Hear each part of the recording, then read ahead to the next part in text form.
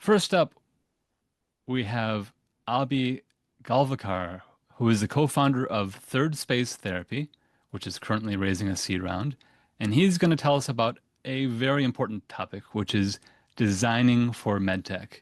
It is something that is often overlooked or unfortunately saved for the end of the design process, even though you may have iterated on your device or technology, and changing the design at the last minute is very challenging. So I'm very interested to hear what Avi has to say. Avi, you are up. Thank you, John. Hi, everyone. Nice to meet you all. I'm going to be talking to you about designing for MedTech.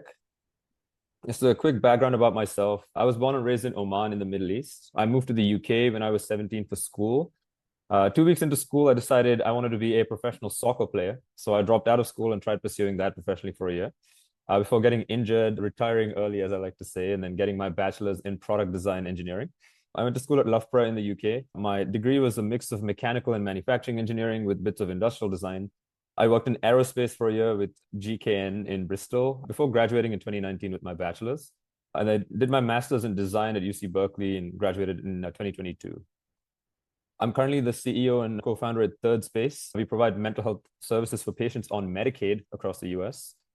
And my path to becoming an entrepreneur was very unfortunate, I like to say, but I'm glad we made it there.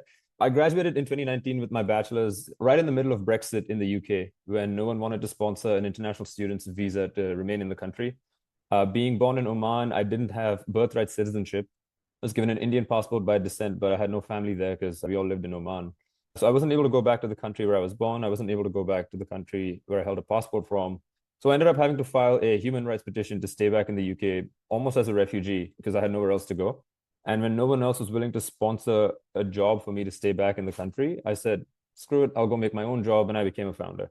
So that's all I've done ever since. I've only worked on healthcare ventures. And the common thread across all my companies has been to increase access to care for people who need it most. I've worked on healthcare software, services, and also hardware. I'll walk through an example of the design process for a medical device from my company, Prana. And then towards the second half of the presentation, I'll share more about the principles I used through that story and how we can apply that tactically day to day as well. So as you might remember, during COVID, there was a huge ventilator shortage worldwide. Doctors were forced to turn patients away because they didn't have enough vents, and they had to make really difficult decisions about who gets access to a ventilator. We'd found an academic paper that had proven that you could split a hospital ventilator 4 ways using simple parts you find lying around in a hospital. This was done by two MDs several years ago, but they had some limitations around being able to control individualized airflow, preventing cross-contamination, and monitoring multiple patients on the same device. So I thought, okay, using my design and engineering background, it's probably, it's more of a design challenge to solve rather than a medical challenge, because that's already been taken care of by the MDs prior. So we went and designed a few CAD models. I mean, these are not out of Call of Duty. These are CAD models of the ventilator splitter that we thought would be applicable to that scenario, where we could control individualized airflow using valves, filters, and put things in place to prevent cross-contamination. And we essentially sent these prototypes along with our design plans to universities across the UK. So we reached out to Oxford, Cambridge, Imperial, King's, UCL, and several others as well. And nobody really wanted to help us out at the time, either because they were too busy with their own efforts or they didn't think it was going to work. But we didn't want to take that no as an answer. So my co-founder went to a plumbing shop, and for less than $100, we found some plumbing parts that acted as connectors. We used balloons to simulate lungs, and we connected this device to a vacuum cleaner and reversed it so that it was blowing out air instead of sucking in air to act as a ventilator. And with that, we were able to prove that you could control individualized airflow across each branch. And we sent a video of the balloon and plumbing part prototype to the FDA. They replied positively saying, hey, if you do this with medical grade parts in a clinical setting, we could potentially grant you emergency use authorization. And I was like, America, I have to move to America. This is the place to be. We used some of that feedback we got from that initial iteration and created what we thought would be the next version using the medical grade parts that they'd want us to use. And along with the screenshot of the FDA email, we were given a grant by UC Berkeley to actually go and work on this idea for a little while. So that grant was to go and develop a workable product that we could go and test with some clinical partners in the city. And we knew that the ventilator shortage due to COVID was being addressed by a lot of aerospace and automotive manufacturers. we thought of also COVID-proofing the idea. So moving away from acute respiratory distress syndrome, which is what we found as a symptom of COVID, we moved towards a condition called COPD, or chronic obstructive pulmonary disease.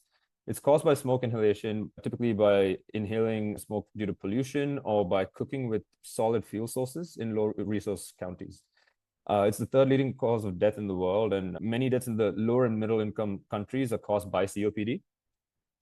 The other thing was trying to design for the COVID use case would mean that we would only use our product for an emergency use in the US. So we thought, where in the world would every day be emergency use? And the answer was, it was in Africa. So through our network, we got connected to doctors and respiratory therapists in Ghana and Uganda. We worked with Dr. Alfred Aidu at Komfo Noche Teaching Hospital, and they were turning away patients every day because they didn't have enough ventilators to support COPD exacerbations. And they basically said, let's save lives, my friends. Every life matters. And what we learned at that time was there were fewer than 2,000 working ventilators across 41 countries across Africa, compared to more than 170,000 in the US alone. And this is as of a New York Times article in 2020. We got admitted into the NSF I-Corps program at Berkeley, and we ended up speaking to several experts in pretty much like most continents. It was a mix of clinicians, engineers, respiratory therapists, and people in the supply chain, just to figure out how we could go and address the shortage of vents in the African continent. And these are some other numbers we found. It's basically a count of how many ventilators were available in each country and how many were required to meet the shortage in supply. And we estimated that Africa as a whole would need anywhere between 700,000 to 1.4 million vents compared to the very small number they had at that time. And the problems were very clear. Hospitals had excess demand, but not enough capacity. They were overwhelmed with patients who needed access to vents, but they didn't have enough vents.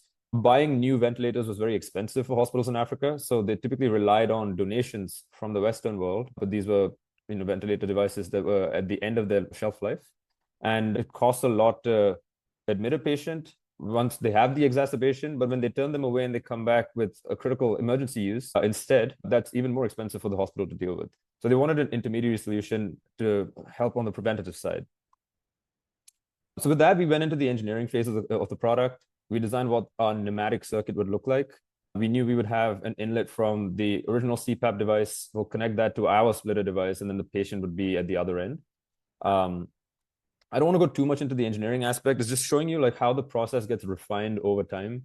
We essentially created the circuit, found parts that met the specifications for each part in the circuit, and tried to do that in a very capital efficient manner. And it was at this time we formed partnerships with Stanford Children's Hospital and UCSF Health. UCSF actually invited us into their respiratory therapy department. We 3D printed some splitter valves and then tested it with simulator lungs and a CPAP device at their facility. So it was encouraging to see how we'd moved away from that plumbing prototype to the UCSF clinic at this stage. We had a team in the UK supporting the work we were doing as well. And we were also testing the flow controls and pressure controls across the different limbs of the ventilator splitter device. And then we went even deeper into the details of individual components. So there were some sensors that we couldn't really change the specs for because we bought them off the shelf and then met all the clinical compliance standards. But for the ones we designed, we said we could be even more efficient in terms of how we design it, both in terms of functionality and also cost. So we changed the way we designed our splitter from this kind of design to a much more 3D printer friendly version of the design with these wedges around the ends, like these lips or chamfers that you could attach to existing ventilator parts very easily as well. And then we go further. I don't want to go too much into detail here with the biocompatibility and like running simulations on COMSOL to look at what the flow and turbulence would look like through each of these valves and these pipes. We also looked at the digital design. So we knew that you couldn't monitor 4 patients using the existing CPAP setup. And we knew we had to monitor both pressure and flow and also have alarms for any errors or disconnections if patients were connected to the wrong line or if they got disconnected accidentally. So with that spec in mind, we had a little Arduino prototype here with a digital screen that we added. The next step was to design a Figma prototype of what the UI UX dashboard would look like.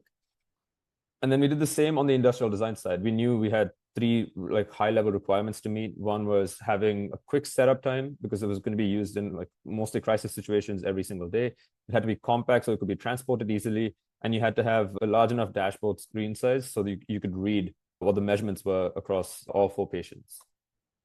So we designed the enclosure so it could also clip onto existing machines and parts could be replaced easily for increasing like life and service.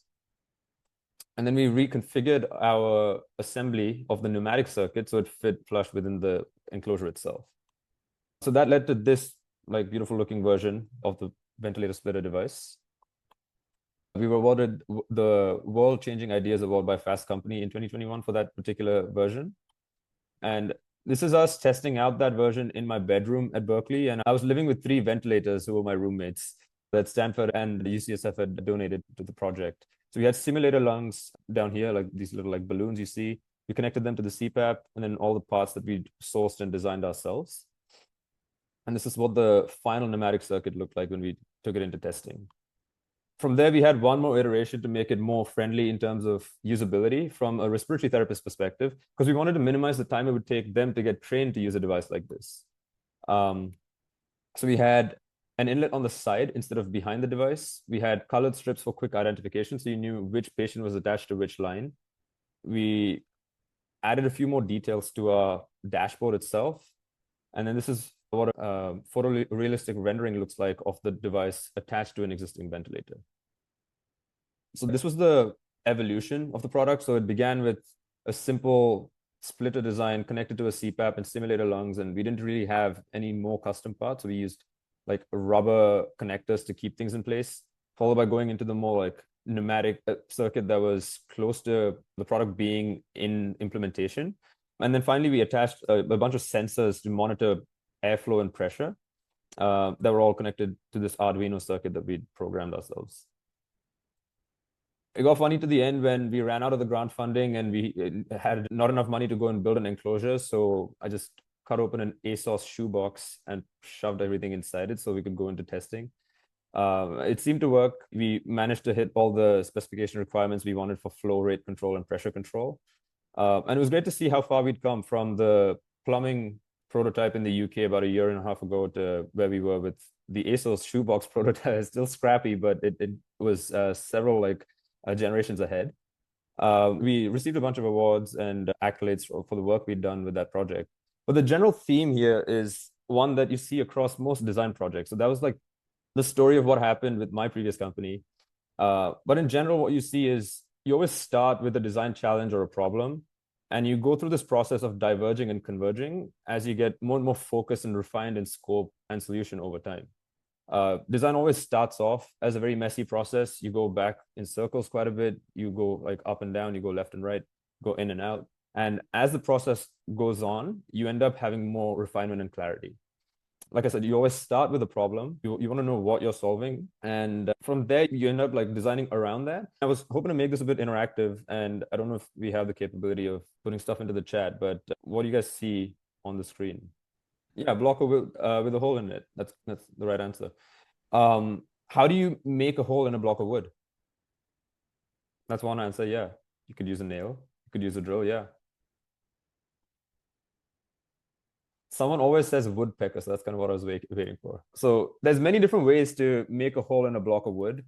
And what I was trying to get at is, at the end of the day, to your customer, it doesn't really matter. They're there to get a job done. As long as there is a hole in that block of wood, they'll be happy. It doesn't matter if you use a drill bit, a hammer and a chisel, a nail, or a woodpecker to get that hole. What you want to think about from a customer's perspective is when the customer uses your product to get a job done, they feel like they're doing something awesome and they've become empowered by using something you've created. So you basically want to put yourself in the shoes of your customer to figure out what they might want to get done and then design the product accordingly, rather than saying, I think this is what the customer wants, so this is what I'm going to give them. And that's basically what the whole design process is about. So trying to distill that insight to the point where you have something that like the customer will actually pay for and use consistently. And a great way to do that is this storyboarding process that Walt Disney pioneered. This is Walt Disney with the storyboard for the Pinocchio movie. And it's a really good way to get in the shoes of the customer and understand what happens at every touch point with your user journey. There's a tool called the customer journey map that I like to use a lot. You go through all the different actions that a user takes with your product or your service, what thoughts they go through, what emotions they feel, what the points of friction are, and what the opportunities are in response to those pain points that you find. So if you take Uber as a case study, and you look at what life was like before Uber, um, there's someone who's like at a bar with some friends. They leave the bar to go back home. They take their phone out. They call taxi company A. They realize that there's no taxis available. They call taxi company B. They say they have a 45-minute wait. They don't want to wait that long. They call taxi company C. There's a 10-minute wait. They confirm the location and they agree to book that taxi. It takes 15 minutes instead of 10, so they're a little frustrated. They get back home. The driver asks them for a cash payment. They realize they don't have cash, so they go to an ATM. They withdraw cash, they pay the driver, and they go home. Now, when you look at what the customer's thinking at every step, it begins with, the weather could be miserable. Like, oh my God, it's cold. My fingers are freezing. Why is this guy not picking up? Why the hell are there no taxis available with this company? Why is there a 45-minute wait? Okay, I'll go with this one, but like, why is it taking so long? And oh my God, this is so embarrassing. I don't have cash. He only wants cash as a form of payment. I just want to go home and go to bed. Now, when you look at how the customer feels when they're going through those thoughts, they like the end goal of the customer is to arrive at home, get from A to B using transportation to go home.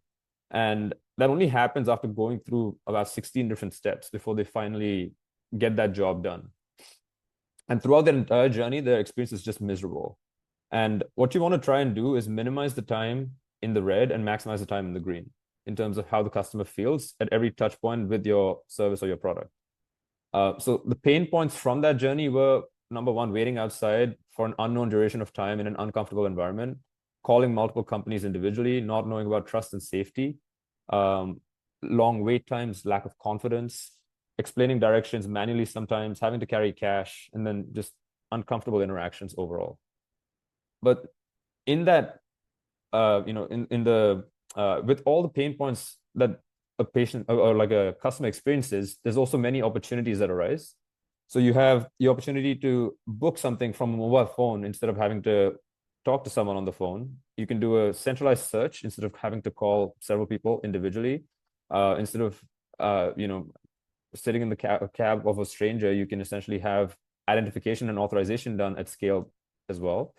So essentially what happens is a journey that looks like this gets condensed to something that looks like this with much fewer steps, where you take your phone out, you enter the destination, you confirm the pickup location, payments completed within the app itself, you get to track your taxi, and you have a very accurate estimated time of arrival as well, and you get home.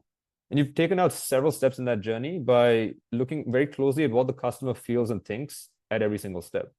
So that's essentially what we want to be doing when we're designing any interaction with our users, whether it's working with patients, with providers, or other stakeholders in the medtech space as well. And at every step, what you're trying to do is uncover insights and validate assumptions. And one of the best ways of doing this is through hypothesis testing. And you want to try and be as specific and as quantifiable as you can with the hypotheses that you are testing. So instead of saying, hey, like, I'm going to go and test whether like fish need water to swim, that's not a very good hypo. But if you go and try and say CFOs at public hospitals need to make a 200% margin on overnight stays to pay their costs, that's something you can go and validate through conversations you have with CFOs at public hospitals with the data they share with you. So that's kind of how you want to design the conversations around understanding what that customer journey looks like. This was another bit of interactive questioning. What do you see on the screen here? Oh, okay. What about now? What about now? Close. It's a dog. The idea of going through this exercise was as you speak to more and more people, you get more pieces of the puzzle, and like the big picture becomes clearer essentially with time, right?